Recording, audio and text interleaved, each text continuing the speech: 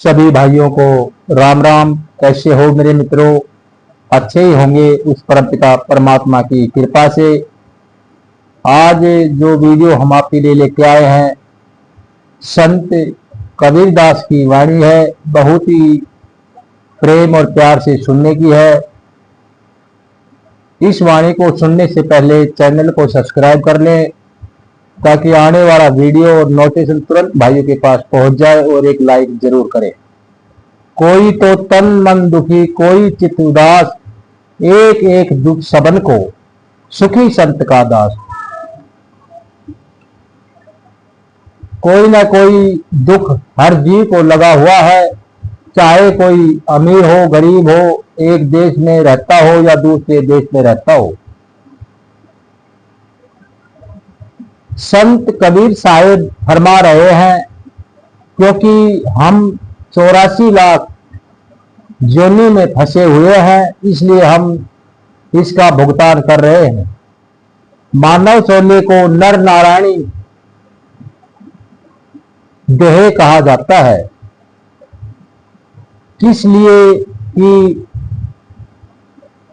हम इसमें हमारी आत्मा बसती है और परमात्मा भी बसता है। फर्क क्या है? एक कोयला है, एक कोयला है,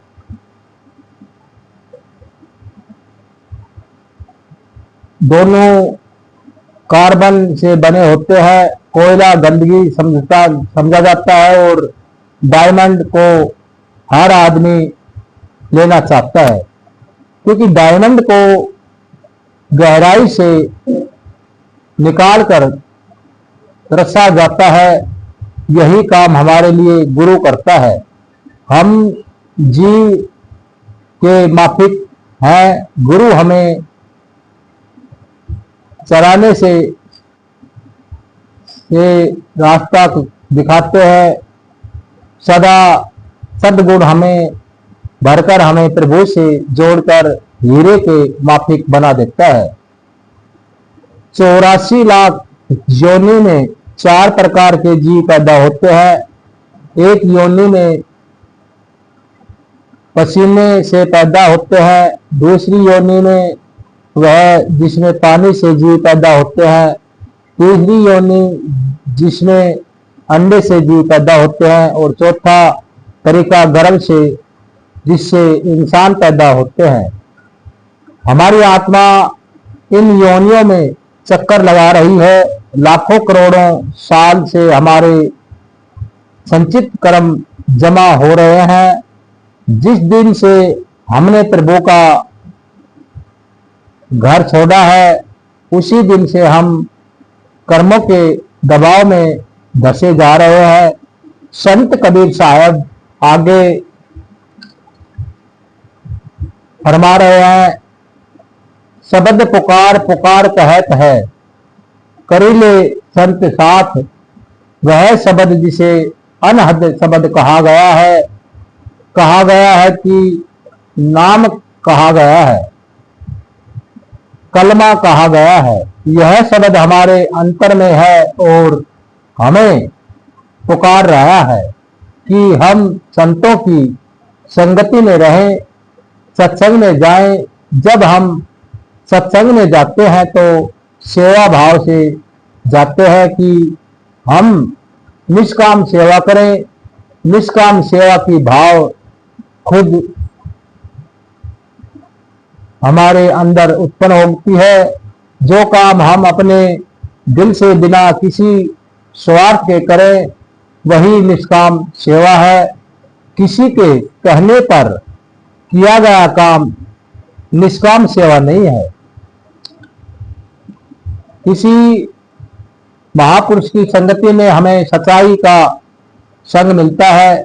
संत कबीर साहब भी यही फरमा रहे हैं कि सतगुरु हमें अनहद शब्द से जोड़ देते हैं, और जब हम शब्द के साथ जुड़ते हैं तो हमारे कदम अपने निज धाम सचखंड की ओर बड़ी तेजी से बढ़ने लगते हैं और हम प्रभु में लीन हो जाते हैं। आगे कबीर साहब फरमा रहे हैं, सुमिर बंदगी कर साहिब की, सुमिर बंदगी कर साहिब की, काल नावे माथा। जब हम सिमरण करते हैं, उपासना करते हैं, बंदगी का मतलब पूजा, उपासना, गुलामी करना।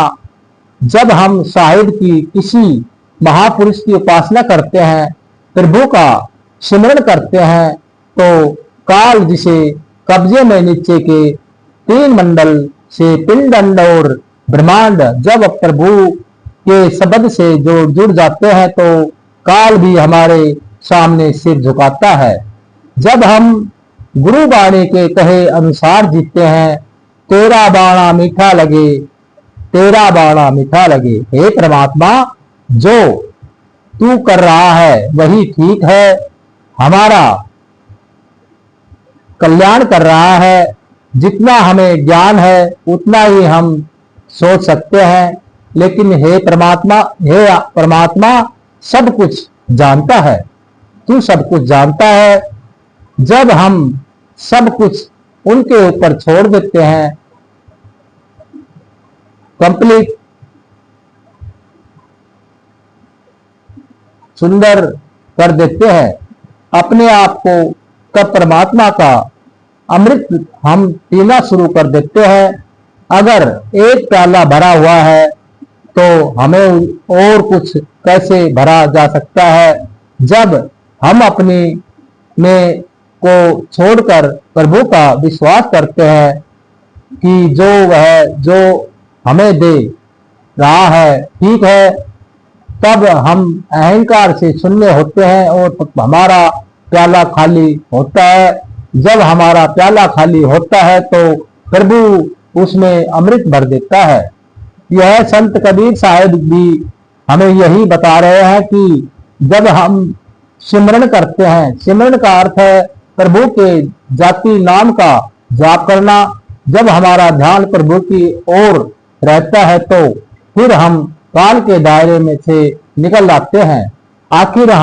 आखिर में संत कबीर साहब जी फरमा रहे हैं, कहे कबीर सुनो धर्मन मानो वचन हमारा, कहे कबीर सुनो धर्मन मानो वचन हमारा। पर्दा खोली मिलो सतगुरु से आओ लोक दयाला, पर्दा खोली मिलो सतगुरु से आओ लोक दयाला। धर्मन से मतलब धर्मदास जी से है, जो कबीर साहब के शिष्य थे। संत कबीर साहब धर्मदास जी से कह रहे हैं, धर्मदास तुम यह बात सही तरीके से जान लो। धर्मदास के जरिए यह बात वे हम सब तक पहुंचा रहे हैं कि हम अपनी आत्मा पर पड़े हुए पर्दे हटाए। उन्हें कैसे हटा सकते हैं? किसी पूर्ण सतगुरु से मिलकर ही आत्मा पर पड़े हुए पर्दे को हटाए जा सकता है। वे हमें जीते जी मरने की विद्या सिखा देते हैं, हमारी जिंदगी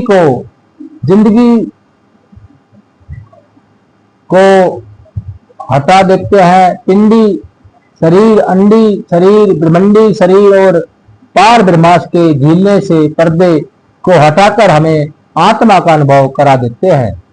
और वे हमारी आत्मा को उठाकर इस देश से दयालुता के देश में ले जाते हैं, जो दयाल का देश है, जिसे सचखंड कहा गया है। जो सच्चाई का खंड है वह इस पिंड के देश में अंड में और ब्रह्मांड में कर्मों का विधान चलता है। लेकिन जब हम प्रभु के नाम से जुड़े जाते हैं, शब्द से जुड़ जाते हैं, तो फिर हम तीनों देशों को पार करके पार ब्रह्मा और फिर सचखंड में पहुंच जाते हैं। और जितने भी पर्दे हमारी आत्मा पर है सब उतर जाते हैं। पहले हम सतगुरु में लीन होते हैं, जिसे सतगुरु में फनाफी शेख कहा गया है। फिर वे हमारे आत्मा में लीन कर देते हैं, जिसे मैं फना इलाहा कहा गया है। सभी संतों का एक ही रास्ता है, चाहे वे किसी भी धर्म से संबंध रखते हो। यह रास्ता हमें हमारी आत्मा का अनुभव कराने का है। इस शब्द में संत कबीर साहेब बड़े प्यार से खोल कर यही समझा रहे हैं कि हम इस शरीर में आने के महत्व को समझें। यह शरीर हमें इसलिए नहीं मिला है कि हम छोटे हैं तो खेल कूदे, बड़े होकर शादी करें, हमारे बाल बच्चे हों तो उन्हें सेल्ट करें और दुनिया से चल बसे। लेकिन इस शरीर में आने का एक ध्येय है कि यह है कि प्रभु में हमें यह सुनहरा मौका दिया है कि हम अपने आप को जाने और परमात्मा को पाएं। संत कबीर साहिब फरमा रहे हैं कि इस सुनहरे मौके का हम फायदा उठाएं, किसी पूर्ण सतगुरु की शरण में पहुंचे। ऐसा सतगुरु जो नामदान दिन अपना नूरी स्वरूप हमारे अंतर में टिका दे। ऐसा सतगुरु जो हमारे ध्यान को इंद्रियों के जरिए बाहर जा रहा है, उस ध्यान से को अंतर्मुख कर दे। ऐसा सतगुरु जो हमें शब्द के साथ जोड़ दे। जब हम ऐसे सतगुरु की शरण में पहुंच जाते हैं तो हमारी जिंदगी का ध्येय पूरा ही हो जाएगा। बहुत बहुत शुक्रिया। संत कबीरदास जी को नमन नमन, बार बार प्रणाम प्रणाम।